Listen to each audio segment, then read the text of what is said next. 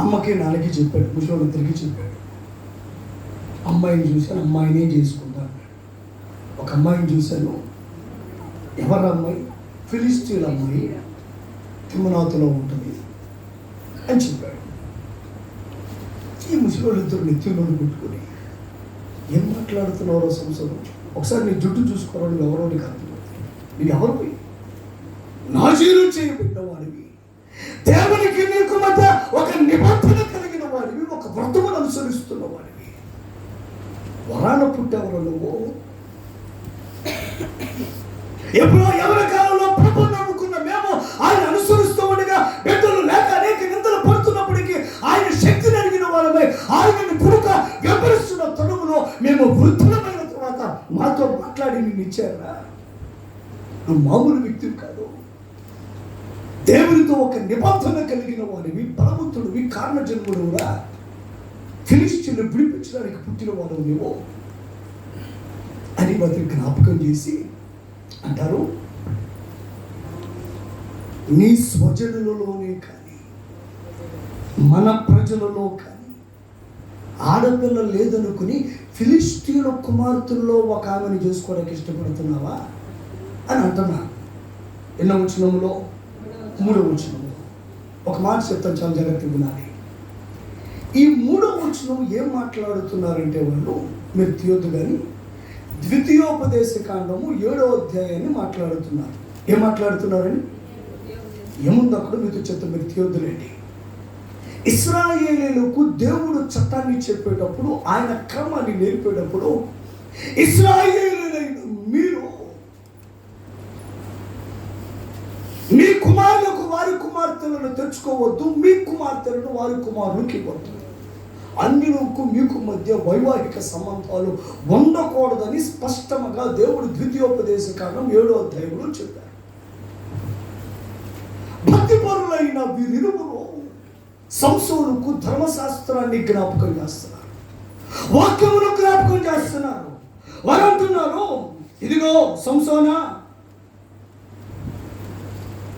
నీ స్వజనుల కుమార్తెలో కానీ నా జనుల్లోనే కానీ స్త్రీ లేదనుకుని సున్నతి పొందని ఫిలిష్తీయుల నుండి కన్యను తెచ్చుకొని వెళ్ళుచున్నావా అని అతనిని అడిగిరి.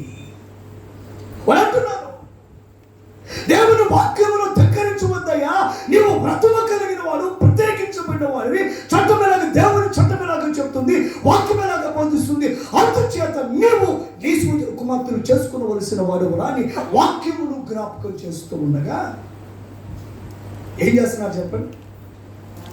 వాక్యమును,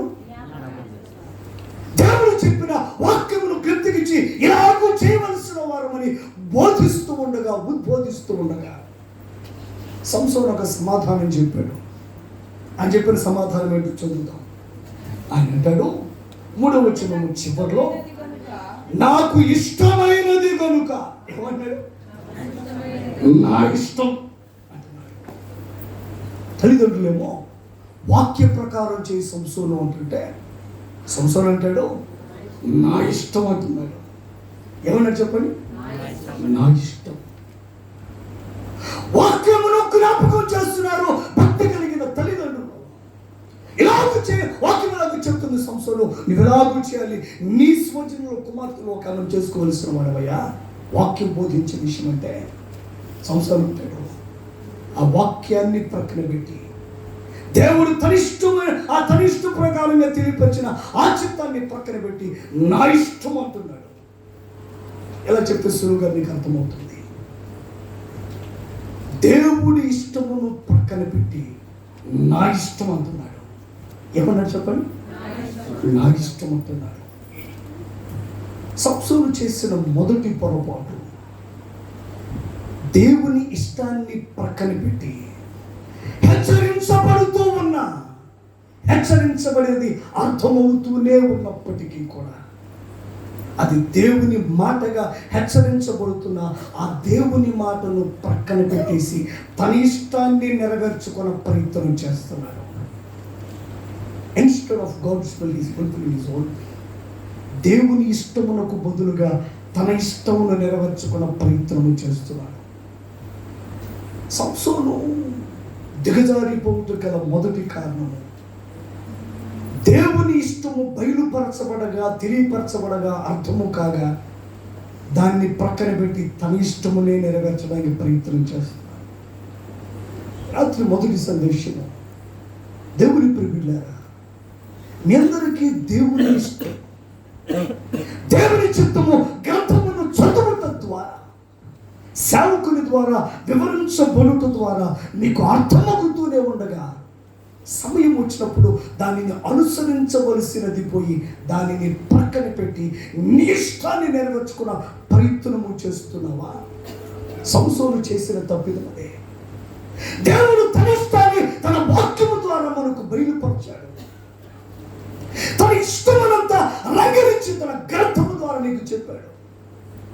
నువ్వు చదివితే అర్థమవుతుంది తన ఇష్టమేదో, వింటూ ఉంటే నీకు అర్థమవుతుంది. ఇది కాదనుకుని నీ ఇష్టాన్ని నువ్వు నెరవేర్చుకున్న ప్రయత్నము చేస్తావా?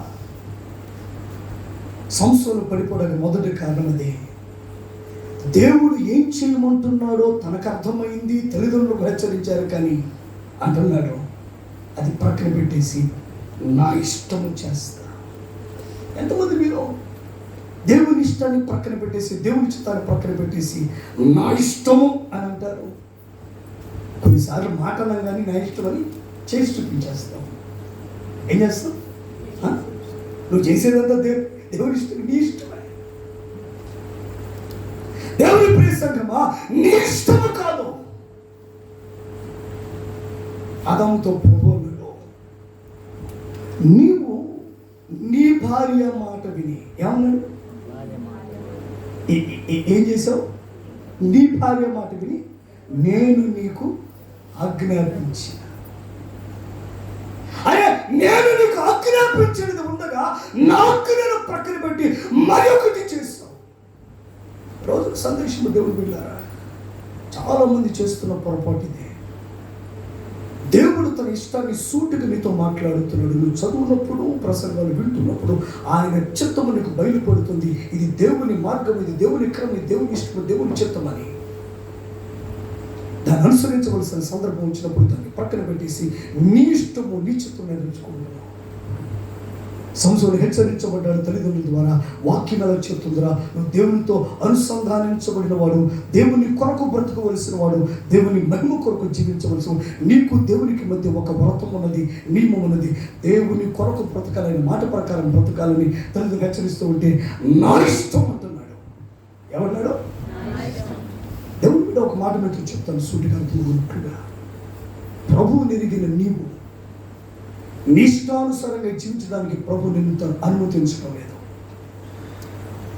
ఆయన ఇష్టమేదో నీకు బయలుపరిచి ఆ ఇష్ట ప్రకారంగా నేను నడుచుకోమని నీతో బోధిస్తుంది. గుర్తుపెట్టుకోవాలి ప్రతి ఒక్కరు. ఇప్పుడు నీవు నీ ఇష్ట ప్రకారముగా, నీకు తోచినట్లుగా, ఎవరో చెప్పినట్లుగా, అది ఇదని ఏదో కారణం చెప్పుని ఆ ప్రకారంగా వెళ్ళని ప్రభు నిన్ను అనుమతించడం లేదు. ఎరిగిన వాడిగా తన ఇష్టాన్ని నీకు బయలుపరిచి ఆ ప్రకారంగా నేను నడుచుకోమని చెప్తున్నాను. అది నీకు క్షేమము కనుక, అది నీకు క్షేమము కనుక. ఒక ప్రశ్న మిమ్మల్ని అడుగుతాను, ఆలోచించి సమాధానం చెప్పండి. బైబిల్లో ధనవంతుడు, బీదరాజులు ఎవరని చెప్పండి. ధనవంతుడు, పేదరాజులు యొక్క సంఘటనను మనం చదువుతాం. దానిలో ధనవంతుడి గురించి వ్రాయబడి ఉంది. ఒక మాట అడుగుతాను, సమాధానం చెప్పండి. ధనవంతుడు వ్యభిచారణ బైబిల్లో వ్రాయబడిందా? చెప్పండి గట్టిగా. దొంగ అని వ్రాయబడిందా? నరహంతకుడు అని వ్రాయబడిందా? మరి ఎందుకు పాతాళంలో కేకలు వేస్తున్నారు? దొంగ కాదు, నరహంతకుడు కాదు, వ్యభిచారి కాదు, ఎందుకు పాతాళంలో కేకలు వేస్తున్నాడు? ఎవరు చెప్తారు? ఎగ్జాక్ట్లీ. మీకు వందన.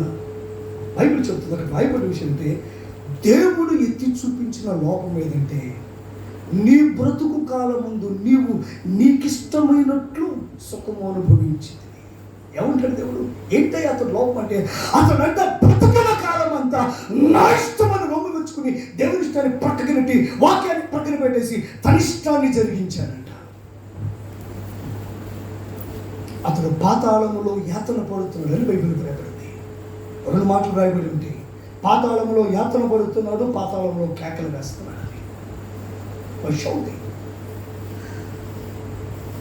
బ్రతుకు కాలమున నీవు నీకు ఇష్టము వచ్చినట్లుగా, మరేంటి ఎలా బ్రతకాలి? మన ఇష్టం వచ్చినట్లు కాదు. ఆదాముతో అనేది ముగించేశాడు దేవుడు, ఇచ్చేశాడు దేవుడు. స్వేచ్ఛను ఎవరికి ఇచ్చాడు? ఆదాముకి ఇచ్చాడు. ఆదాము దుర్వినియోగం చేశాడు.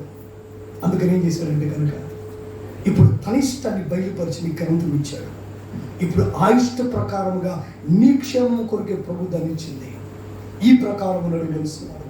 ఇప్పుడు నీవు నేను నడుచుకోవలసిన తీరు ఈ గ్రంథం ముందు నీకు వివరించాడు.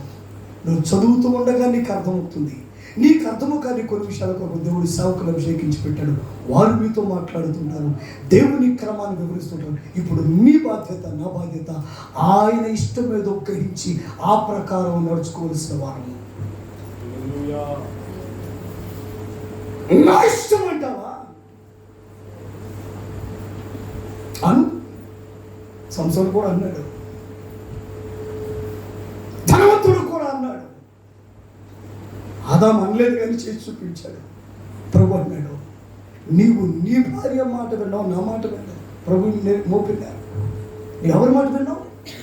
నా ఇష్టము నేను బయలుపరచుండగా ఆ వృక్ష ఫలములు తినకూడదని చెప్పినట్టుగా నీవు నీ భార్య మాట విన్నావు, నీ ఇష్టాన్ని జరిగించావు. నా ఇష్టం నేను బయట పెట్టుగా అది నువ్వు జరిగించలేదు. నీవు నీ భార్య మాట విని నేను తినవద్దని నీకు ఆజ్ఞాపించిన వృక్ష ఫలములు తింటుంది కదా.